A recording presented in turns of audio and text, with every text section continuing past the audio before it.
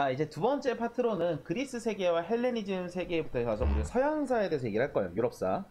서양 또는 유럽사에 대한 얘기인데, 유럽사는 사실 우리가 진짜 내용이 너무 많아. 사실 많다 보니까 큰 흐름 위주로만 우선 간단하게 최소한의 내용만 정리해 보도록 할게요. 우선 제일 첫 번째, 서양 역사의 거의 모든 고향이라고 할 수 있는 바로 그리스.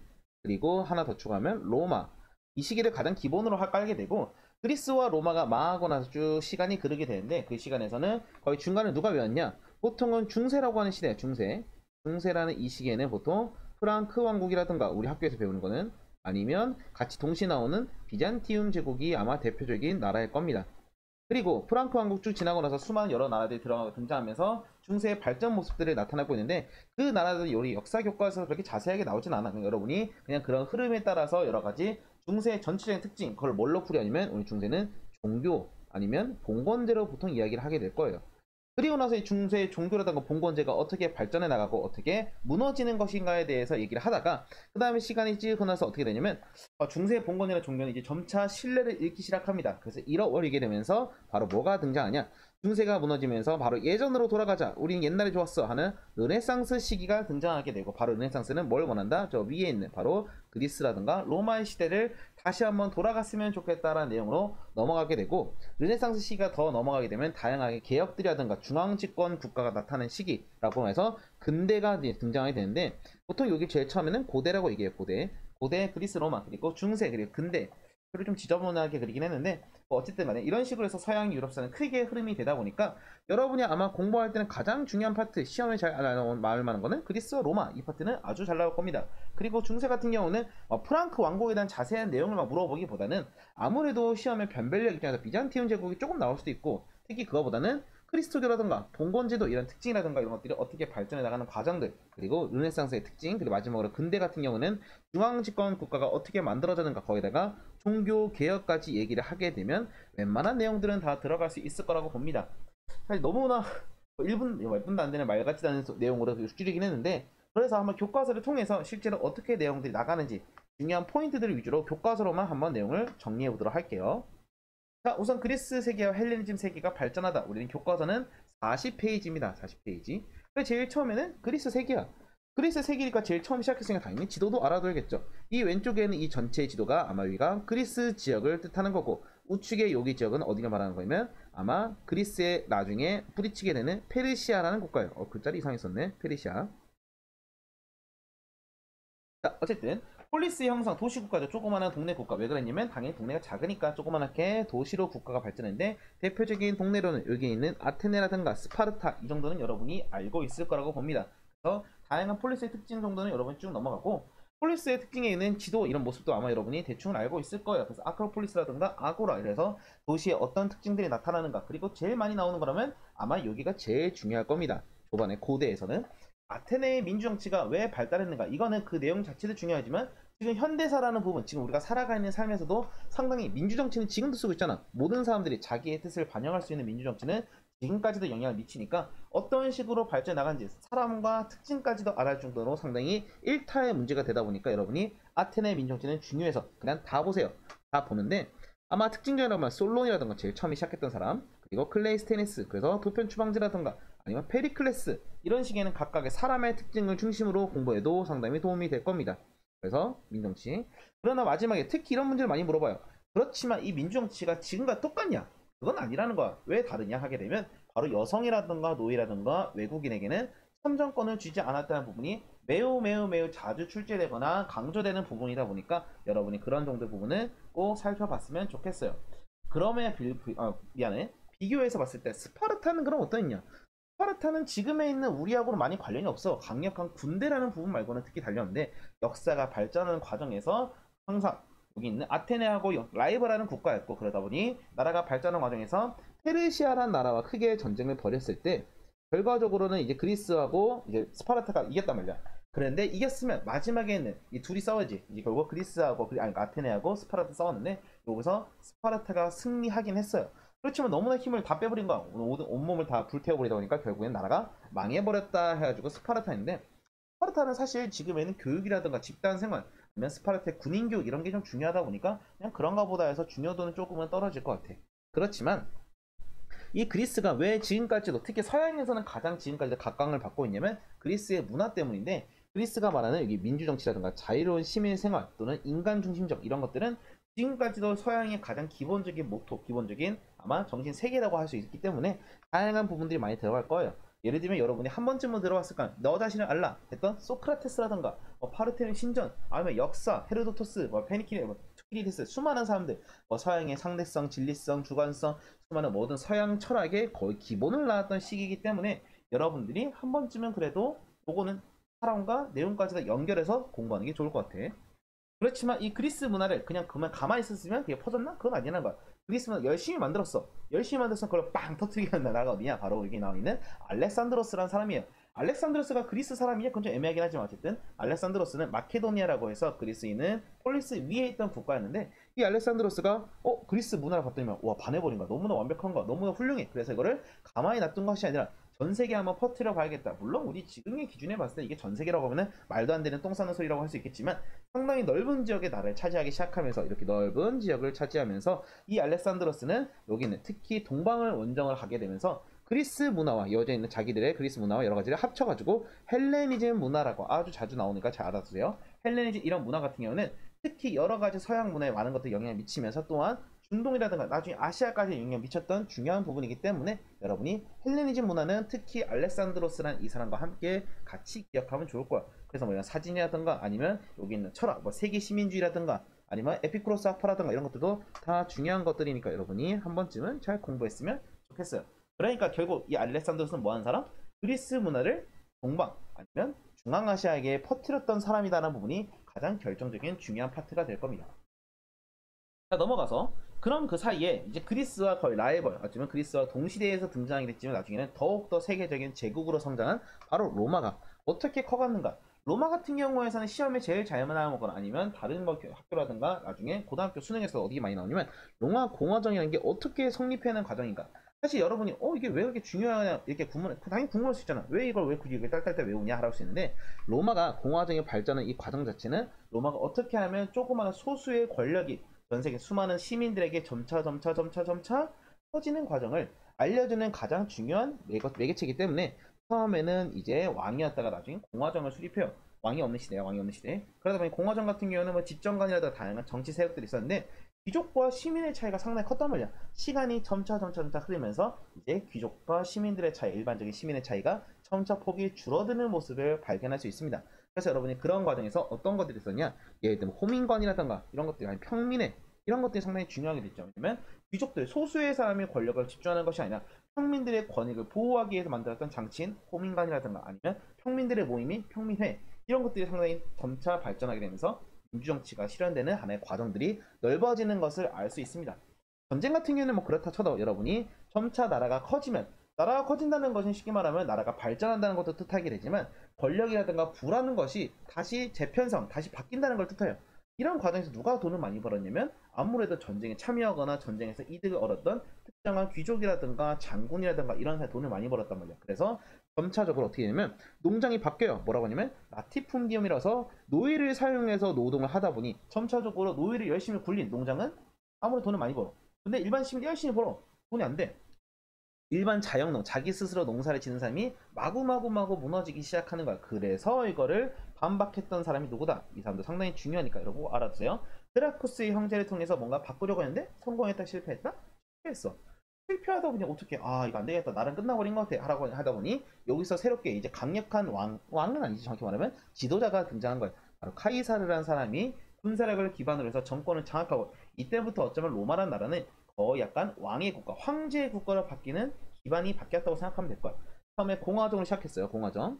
제일 처음 왕이지. 왕정이었다가 나중에는 공화정으로 시작했어. 근데 시간이 지나고 나중에 다시 또 이제 특정한 인물로 중심이 되다 보니 나중에는 황제로 가장 높은 사람이 황제의 정치로 바뀌어가는 이런 모습들을 로마의 정치 역사를 통해서 알아갈 수 있는 거예요.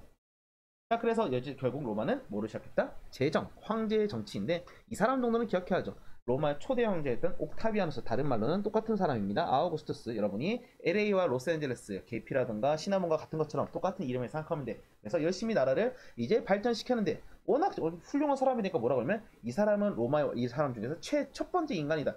제1시민에서 프린캡스라고 부르기도 합니다. 물론 이거는 심화 버전이라서 알려두고 몰라도 괜찮지만 교과서에 써있으니까 한 번쯤은 힌트가 될 수 있으니 알아두세요. 그래서 로마가 발전시켰어. 로마가 발전해서 로마 발전해서 그냥 그 자체는 너무나 심심한 내용이니까 그냥 그런 거보다 해. 그런데 문제는 우리 역사에서 위기라는 게 중요하잖아. 어떤 위기가 발생하냐면 군대가 정치를 개입하기 시작하면서 나라가 혼란스럽게 바뀌어요. 실제로 어떻게 되냐면 나라가 4분화이 된 거야. 4개가 나눠지다 보니까 더 이상 안 되겠다 싶어서 디오클레티너스가 나름대로 정리를 했지만 좀 실패하면서 누가 등장하냐면 바로 콘스탄티누스. 이 사람 정도는 그래도 좀 중요하니까 이 사람 콘스탄티누스는 바로 뭐였냐면 이 로마라는 나라를 다시 처음으로 옛날 모습처럼 하나로 만든 사람이야. 하나로 만들어서 특히 뭘 이제 우리 서양 역사에 가장 중요하다고 하는 한 축이 될 수 있는 종교인 크리스토교를 공인하게 되면서 이때부터 로마의 분위기가 완전히 바뀌게 됩니다. 왜냐면 그리스 로마의 신들은 우리가 알고 있는 인간적인 신들이 많은데 이제 여기서 나오는 크리스토교의 하느님이란 것은 완전히 절대적인 신을 말하는 거란 말이야. 이제 우리가 가까운 것이 아니라 우리가 함부로 쳐다볼 수 없는 완전 메시아적인 존재예요. 어떻게 보면 되냐면 너무나 위대한 존재다 보니까 사람들이 함부로 가까이 할 수 없고 이제 무조건 경건하게 받아들일 수밖에 없는 그런 신이 되다 보니까 서양의 고대와 서양의 중세는 완전히 바른 분위기가 나타나게 됩니다.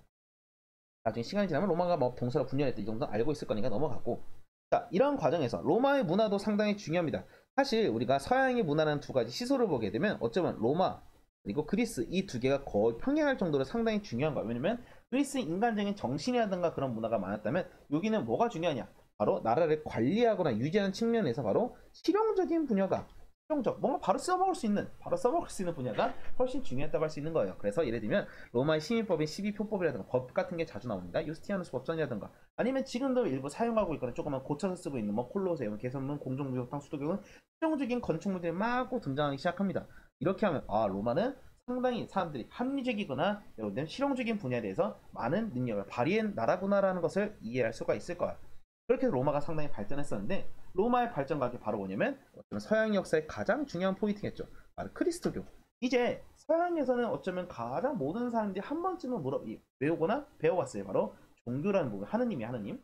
예수라는 것이 완전히 세상의 모든 걸 초월한 존재가 되게 되면서 이제 세상을 바꾸게 되는데, 당시에 디오클레티아누스라는 다른 황제들 같은 게 어떻게 했냐면 예전에는 그리스라 로마 신이 더 위대하다고 생각했기 때문에 오히려 사람들을 현혹시키거나 특히 황제에 대한 이미지가 안 좋아져요. 왜냐면 황제보다 더 높은 존재가 신이라는 게 있으면 뭘 하느냐, 황제를 믿는 거야. 하느님을 믿지. 그러다 보니까 황제는 자기가 이제 이미지가 손상됐다고 생각하고 어떻게 하냐면 안 되겠다, 난 무조건 그리스도교를 박해야겠다 해서 막 무시하다가 바로 이 사람 콘스탄티누스 대제 때 드디어 이제 종교가 제대로 인정되게 되고 나중에는 어떻게 되냐면 테오도시 황제라는 이 황제 때 아예 로마의 종교로 인정되게, 로마 이것만 믿으라는 거야.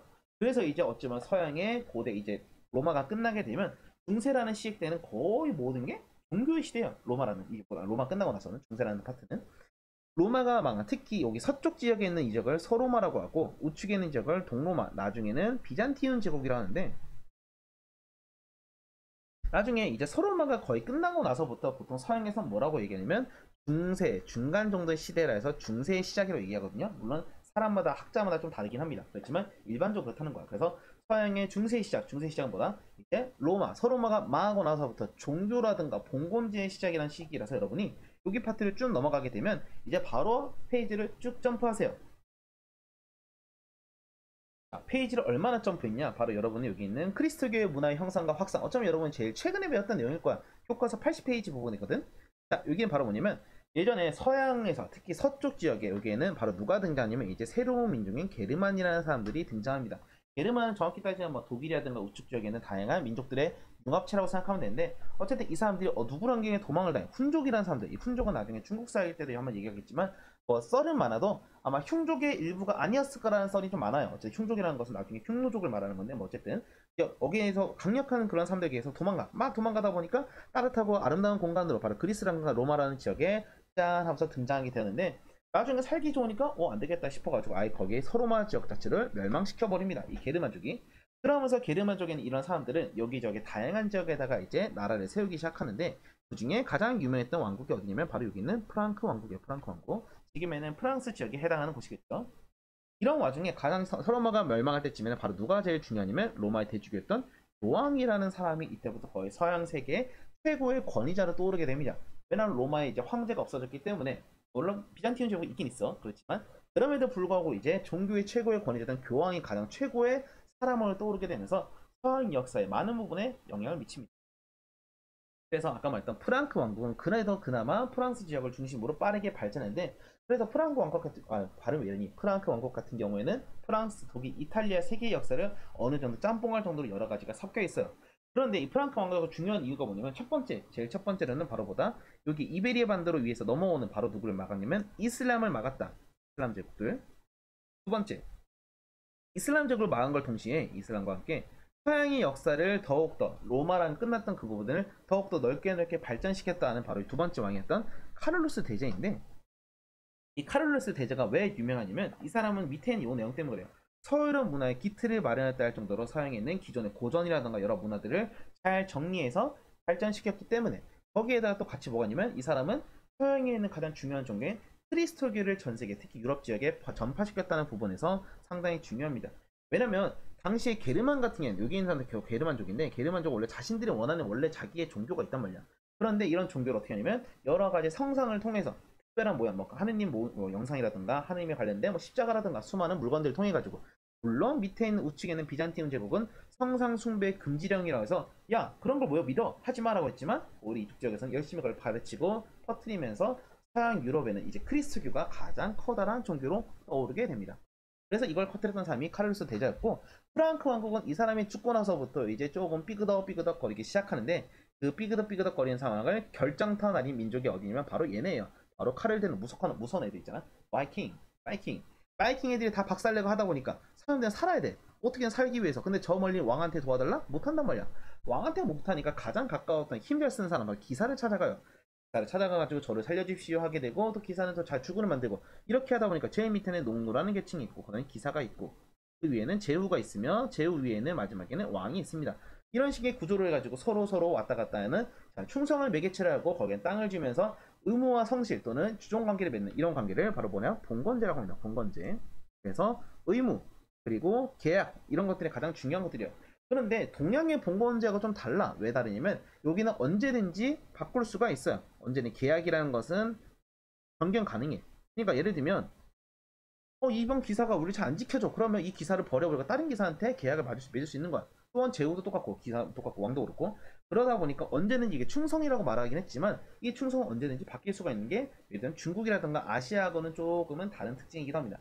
거기에다가 밑에 있는 신하의 영주로서 있기 때문에 주군의 간섭을 굳이 안 받아요. 그러니까 예를 들면 맨 위에 사람이 야 너 이거 해라 했을 때 기본적인 의무만 다 하면 뭐로 굳이 할 필요가 없던 거야. 그래서 아주 상대적으로 계약적인 성격이 매우 크다. 그래서 우리가 제일 중요한 포인트가 바로 뭐냐면 이 계약이란 글자예요. 계약. 중세시대의 삶 같은 모습을 여러분이 한번 수업 시간에 다른 선생님이 나한테도 많이 들어봤을 거니까 한번 쭉 읽어보길 바라고, 그러다 보니 이런 봉건제를 통해서 서양이 상당히 발전하게 되는데, 그러다 보니 아무래도 왕보다는 밑에는 중앙에 있는 제후라든가 기사 이런 사람들의 힘이 더 세요. 왕은 상대적으로 힘이 약해졌고 제후라든가 기사의 힘이 더 강했고, 거기다가 옆에 있던 성직자 또한 상당히 힘이 강했던 게 특징이다. 그리고 가끔 시험에 또 뭐가 나오냐면 가장 뭔가 낮은 듯 안 낮은 네 거 아닌 내 거 아닌 같은 인간들이 바로 농노인데, 이 사람들 같은 경우에는 노예이기도 하면서도 농민이야. 평민. 무슨 뜻이냐?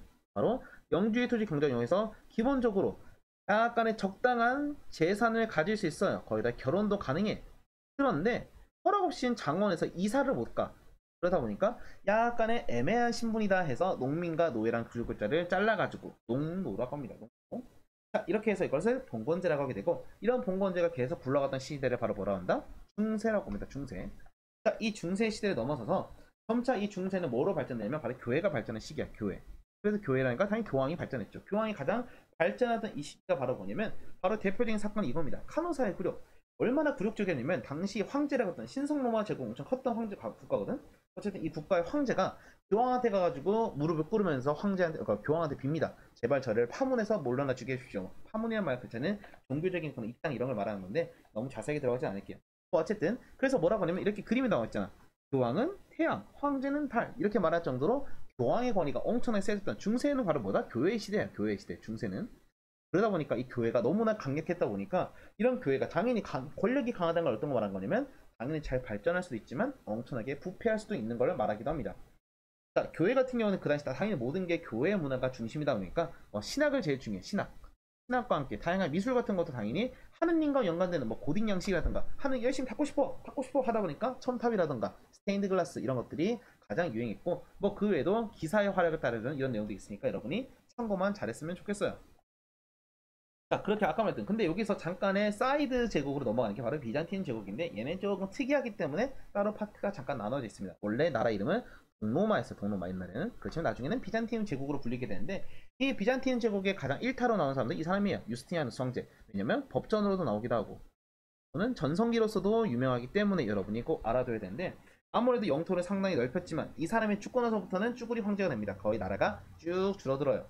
그래서 얼마나 쭈그러들었냐? 거의 여기밖에 없어 나라가. 이 정도밖에 못 찾지. 그럼에도 불구하고 얘네가 왜 중요하냐? 바로 동서무역에서 상당히 많은 힘을 발휘했기 때문이야. 그래서 여기 있는 비잔티움 제국이 했던 역할은 뭐냐면 당시 옆에 있는 특히 저번에 얘기했던 우측에는 어디야? 바로 종교였던 이슬람. 이슬람을 서양 입장에서는 막아주는 역할을 하면서 또한 무역을 상당히 발전시켰다는 부분 그리고 이 무역을 잘 발전시킬 다양한 문화를 가지고 있었는데 그 문화가 나중에는 어디에 영향을 미치냐면 나중에 그리스라든가 로마 시대로 돌아가자 바로 뭐였냐면 르네상스 시기를 돌아갈 때 얘네가 있었기 때문에 돌아갈 수 있겠던 그런 여러분이 이런 비잔티움적의 몇 가지 특징들 아까 말했던 발전 전성기의 법전이라든가 아니면 동서무역 그리고 문화 이런 파트가 가장 중요하니까 여러분이 그것만 잘 보면 될 거예요. 그래서 비잔틴 제국의 문화 지금에도 영향을 많이 미치고 있죠. 그리스 종교라든가는 지금도 우리나라는 별로 없지만 이 동유럽 지역에서는 상당히 많이 믿고 있는 카톨릭의 종교 중에 하나 중에 하나입니다. 그리고 성소피아 성당이라든가 법전당이 중요할 거고 당연히 이런 다양한 문화의 파트 같은 경우는 나중에 어디에도 영향을 미치냐면 르네상스에도 영향을 미치는 거예요. 넘어가서 자 교황이 엄청 발전해서 교황이 진짜 잘 나갔단 말이야. 교황이 잘 나가다 보니까 얼마나 잘 나갔냐면 세상이 다 교황이 중심으로 돌아갔어요. 유럽에서는. 그랬는데 이 교황에 반발을 들었던 사람이 누구냐면 바로 이슬람 세력이에요. 이슬람. 이슬람에 특히 누구냐면 셀주크 투르크라는 이 사람들이 바로 여기에 성지라고 했던 예루살렘을 차지해 버리니까 교황이 야망을 본 거죠. 빠르게 친 거야. 야 이건 아니지 않냐? 그래서 유럽에 있는 수많은 국가들한테 호소를 해요. 야 이번 기회에 우리가 십자가를 들고 십자가의 마음을 듣고 하느님을 다시 돌이켜보자 했던 전쟁이 바로 십자가 원정이었는데 겉으로 볼 땐 그럴싸해. 와 진짜 종교를 되찾기고 싶다. 근데 생각하는 게 다 달라. 여기 나와 있는 것처럼 아마 여러분이 십자가 원정에 참여 이유 봤을 거예요. 예를 들면 교황 같은 경우에는 뭐 했냐? 다행히 크리스교의 주교, 주도권을 잡자. 기사 같은 경우에는 열심히 땅을 넓히고 돈 벌고 다 각자의 목적이 다르다 보니까 열심히 쳐들어가는데 막상 전쟁에 잘 승리했다 못했다? 못했어요. 말아먹어요. 얼마나 말아먹었냐? 그 중에 가장 유명한 전쟁이 바로 뭐냐면 4차 원정일 텐데 4차 시점은 지네끼리 싸워. 국내에 있는 거. 예를 들면 비잔틴 제국과 서유럽의 다른 국가가 싸울 정도로 엉망진창했단 말이야. 처음에는 나름대로 되게 거창한 의미로 가긴 했지만 시간이 지날수록 어떻게 되냐면 시간이 갈수록 결국 성취회복보다는 상업적 이익이 더 중시되면서 결국에는 뭐였다? 망해버려. 망해. 그렇다고 이게 망했다고 해서 모든 게 끝나냐? 그건 아니야. 이 망한 거와 동시에 특히 비잔티움이라든가 이슬람의 문화가 점차 서유럽의 문화에 받아들이게 되면서 서유럽을 발전시키는 데 결정적인 역할을 하기도 합니다. 근데 이 시기가 얼마나 길었냐? 그게 문제죠. 170년이 넘을 정도로 엄청나게 길어서 문제죠. 많은 서양의 희생을 따르면서 그 당시에 뭐가 떠오르냐면 그 당시에 시티, 도시라는 것이 성장하게 되는데 도시에서는 특히 거기 사람들은 상인이세요. 상인. 근데 얘네들은 돈이 많아. 아니 돈 많단 말이야. 돈이 많은데 상대적으로 신분은 낮아요. 그래서 어떻게 하냐면 이 신분을 사들여. 그래서 예를 들면 귀족이라든가 영주한테 가가지고 자신의 신분을 보장받거나 시민의 인정을 받게 되면서 점차적으로 성장하게 되고 점차적으로 힘이 여러 가지 다양한 무역에서 영향력을 발휘하게 되는데 그와 동시에 특히 이 당시에 원래 이걸 유지했던 요거 봉건제가 점차적으로 박살나기 시작하는데 왜냐면 돈을 버는 사람들은 상인이나 일부 사람들이었단 말이야. 열심히 농사 지어서 돈 못 벌어. 그럼 뭐로 농사 짓냐? 하기 싫어. 짜증나. 짜증나니까 어떻게 하냐면 점차 도망을 가나 이렇게 해서 농사를 안 짓는 사람도 늘어나게 되고 특히 결정적인 원인이 또한 이것도 있어요. 흑사병. 병 걸려서 농사 지을 사람이 없어. 다 죽어버려. 그러다 보니까 어떻게 하냐면 결과적으로는 농민들의 처우를 조금씩 개선하게 되면서 장원도 해체되고 장원이 해체됐다는 걸 뭘 말한다? 봉건제도 점차 사라지고 있다는 걸 말해. 거기에 결정적인 사건이 뭐냐면 이제 봉건제 중심 틀이었던 이 기사라는 이 사람들도 의미가 사라지게 됩니다. 대표적인 전쟁으로는 백년 전쟁이었는데 프랑스하고 영국의 전쟁에서 이 백년 전쟁의 싸움에서는 점차 발달된 군사 기술이 있어요. 바로 뭐냐면 빵, 총, 대포, 빵 이런 것들이 발전했는데 열심히 기사 달려서 싸워봤자 뭐해? 총 맞으면 죽어버리면 끝이잖아. 점차적으로 기사의 힘이 약해지게 되고 대포 맞아서 버틸 수 있는 기사 있냐? 없단 말이야. 점차 군사 기술이 발전되고 굳이 기사가 없어도 알아서 나라 지킬 수 있어. 그러다 보니까 더 이상 봉건제의 힘도 그다지 힘을 발휘하지 못하게 됩니다. 그러면서 기사도 죽고 영주도 죽고 하다 보니 바로 상대적으로 이익을 본 입장이 누구냐면 왕이에요. 그래서 왕이 점차 되면 중앙집권 국가로 나라를 발전시키게 됩니다. 이렇게 해서 중세가 점차 몰락하고 있는 모습을 보고 있어요. 여러분은 이 중세라는 파트가 점차적으로 교황도 무너지게 되고 점차적으로 힘이 빠지고 있다는 것을 바로 눈에서 볼 수가 있을 겁니다. 그렇게 해서 가장 결정적이었던 시기가 바로 뭐냐면 나중에 르네상스가 따라. 아, 이제 본 거는 끝났어. 이제 우리가 봤을 때 뭐 영주라던가 기사 같은 거 다 옛날 속의 얘기야. 먼 나라 얘기야. 근데 우리는 뭔가 이렇게 삶 핍박할까? 이런 시기를 다시 옛날로 돌아가자. 바로 뭐냐? 레볼루션, 부활, 재생. 그래서 이걸 뭐라고 하냐면 르네상스라고 하게 되는데 인간의 특히 그리스라든가 로마의 문화를 다시 한번 돌아가 보자라고 했던 문예 부흥 활동이라서 이거는 두 가지로 구분합니다. 보통 이탈리아 파트하고 이탈리아 바깥의 부분 이 두 가지로 구분하는데 이탈리아 같은 경우에서는 특히 거기에 있던 로마의 문화가 많았기 때문에 도전 문화라든가 인간의 개성, 능력 이런 것들을 강조하는 아름다운 특히 미술이 상당히 발달했던 게 특징이었어요. 그런데 알프스 이북 다른 지역의 르네상스는 좀 다릅니다. 왜냐면 사회 비판적인 성격이 강해. 얘네는 그렇게 동네가 잘 사는 동네가 아니었기 때문에 사회 비판이라든가 특히 종교에 대한 비판이 많아가지고 에라스미스라든가 수많은 사람들이 나중에 르네상스 종교 개혁에도 영향을 미치게 됩니다. 하나 더 추가한다면 인쇄술까지. 그래서 상당한 문학도 많이 발전했는데 그래서 여기 탐구 일본 같은 거 봐봐. 예를 들면 옛날에 고대에서 상당히 사람을 사실적으로 막 그려 인체의 비율 같은 거. 근데 중세 같은 경우는 뭔가 특이하게 단순한 그림을 그린단 말이야. 나중에 르네상스 시기에 되면 다시 자세하게 그림을 그리는 것처럼 고대 그리스라든가 르네상스는 뭔가 일맥상통하는 모습을 보이는데 반면 중세 같은 게 다르단 말이에요. 그래서 중세는 신의 시대였고 고대 그리스나 르네상스는 바로 누구의 시대다? 인간의 시대다. 인간과 신 누구를 중점으로 할 것이냐. 인간은 바로 고대 그리스단과 르네상스를 말하는 거고 여기 신이 여기 말하는 중세를 뜻하는 거야. 이런 식으로 해서 르네상스가 발전하게 되고 서양은 다시 인간으로 돌아가게 되는데 그 인간으로 돌아왔던 가장 결정적인 사건이 바로 뭐였냐. 이제 세상은 망했다. 신이란 거는 아니다. 신을 우리가 다시 한번 깨끗하게 믿어봐야 되는 종교개혁이란 게 발생이 됩니다. 당시 어디였냐면 독일에서 일어났었는데 독일에서 바로 어떤 누구였냐면 루터라는 사람 때문에 일어났어. 루터 여기 있는 사람 정도는 기억합시다. 루터 이 사람. 루터 같은 게 뭐라고 했냐면 당시에 성교황 베드로 성당을 만들기 위해서 했던 교황이 자꾸 이상하게 뭘 만들어요. 바로 요거 아마 체크했을 거야. 연벌부라는 이 종이자가리. 말이 안 돼. 생각해봐. 예를 들면 종이를 사면 여러분의 벌을 면제시켜준대. 말이 되나? 예를 들면 학교에서도 학점이 있는데 벌점 있잖아. 벌점인데 선생님한테 10,000원 주면 벌점이 없어진대. 말이 되냐? 말 같지도 않은 얘기잖아. 그런데 교회에서 이런 걸 팔고 있어. 이제 교회는 썩어버린 거지. 그래서 루터가 뭐라고 하냐면 95개의 반박문을 비판하면서 교회를 박살내기 시작해. 말로써 논리로써. 그러다 보니까 당연히 교황에서는 화가 나니까 루터를 파문시켰는데 독일에서는 많은 사람들이 오히려 루터를 믿게 되면서 어떻게 되냐면 나중에는 루터파도 인정받게 되는 이 과정을 바로 종교개혁의 시작이었다라고 얘기합니다. 그래서 이제는 가톨릭과 그리고 신교라고 하는 이렇게 두 가지로 갈려요. 가톨릭을 다른 말로는 구교라고도 얘기하는 구교, 옛날 종교에서 이렇게 해서 점차 발달하면서 바뀌게 되는데 그 중에서 가장 유명했던 사람이 누구냐면 바로 이 사람이에요. 칼뱅 이 사람인데 이 사람 왜 중요하냐면 이제까지 크리스교회에서는 어떤 목적이 있었냐면 모든 사람들이 10계명이라고 한 번쯤 들어봤을걸? 여러분이 뭐 술을 마시지 말라 어떤 거 지키지 말라 이런 것도 있을 거야. 그 중에서 하지 말아야 될 것 중 하나가 돈놀이였어요. 돈 가지고 너무나 사람이 돈을 밝히면 안 된다. 머니. 근데 우린 그런 거 있잖아. 누구보다 돈 얘기를 하면 안 되지만 누구보다 돈을 사랑하는 사람들이야. 당연하지. 돈이 있으면 많은 걸 할 수 있잖아. 그래서 이 칼뱅이 뭐라고 하냐면 어차피 인간은 정해져 있어. 예정설이라고 보통 얘기하는데 인간은 정해져 있기 때문에 여러분이 돈을 좋아하는 거 나쁘지 않다. 여러분은 스스로 열심히 신의 구원을 받고 자신의 직업에 근명성실하게 사는 것이 더욱더 중요하다. 바로 뭐냐면 돈을 만지는 상인이라든가 은행을 하는 사람들 이런 사람들 다 모두 다 중요한 사람이라는 걸 강조하게 된 거예요. 그러다 보니까 특히 상공업자들은 야 칼뱅 넌 정말 훌륭한 사람이야. 나에게도 믿음을 줄 수 있어. 그래서 크리스교계 많은 사람들이 여기는 칼뱅파를 믿게 되면서 칼뱅이 거의 유럽의 많은 부분에서 영향을 미칩니다. 예를 들면 여기는 루터 그리고 제네바는 여기가 칼뱅파였는데 이 칼뱅파가 너무나 많아지다 보니까 이제 구교나 신교 아까 말했던 가톨릭과 이제 새롭게 등장하는 프로테스탄트라고 하는 신교가 막 싸워요. 막 싸워서 얼마나 싸웠냐? 30년 동안 싸웠거든. 그래서 칼뱅파는 신교가 확산되면서 카톨릭 교회 갈등이 심해져서 전쟁이 일어났는데 더 이상 안 되겠다 싶어가지고 30년 전에 끝나고 나서 뭘 했냐? 우리가 다시 평화조약을 맺어요. 베스트팔렌조약을 맺어가지고 칼뱅파도 공식적으로 오케이 종교 오케이 너는 인정해줄게까지가 이제 서양 중세의 거의 끝이라고 얘기할 수 있습니다. 자 이렇게 하면 거의 끝나. 선생님 막 얘기했는데 뭔 소리인지 하나도 모르겠어요 할 수 있지. 그래서 한번 빠르게 노트를 한번 다시 정리를 해봅시다. 자, 아까 말했던 고대 그리스 로마 아까 여기 제일 처음 시작했던 그리스의 문화랑 로마 문화 당연히 중요할 거고 문화 파트 거기에다가 어떻게 발전하는 과정 같은 거 이런 것들 다 봐야 됩니다. 프랑크 왕국부터 시작하는 여기 시기는 당연히 종교 시대 종교가 어떻게 발전했고 어떻게 몰락하는 과정 그리고 르네상스는 고대 그리스라든가 로마로 돌아가고 싶어요. 그리고 근대는 종교를 바꿔보자 종교를 박살내자 종교를 새롭게 공부하자 성경을 공부하자 이게 모든 것들이 종교 개혁에 해당합니다.